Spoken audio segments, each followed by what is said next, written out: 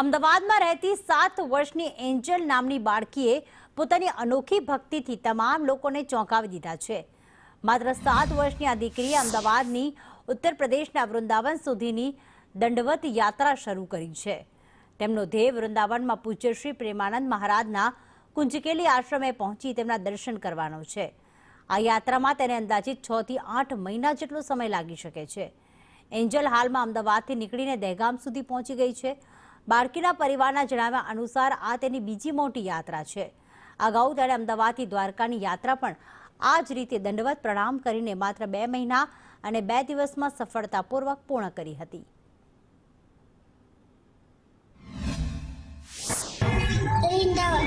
વૃંદાવન કોને મળવા જવાનું છે?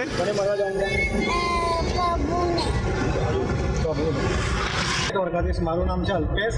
એન્જલ મારી છોકરી છે, 7 વર્ષની। અમદાવાદથી વૃંદાવન અમે દંડવત યાત્રા કરી રહ્યા છીએ પ્રેમાનંદ મહારાજના દર્શન કરવા માટે।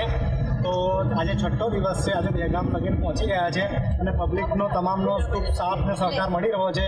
આપણી છોકરીના મનથી જવું છે દર્શન કરવા માટે। કોઈ આપણે માનતા નથી, એની ઈચ્છા છે કે મારે પ્રેમાનંદ મહારાજના દર્શન આ રીતે કરવા છે।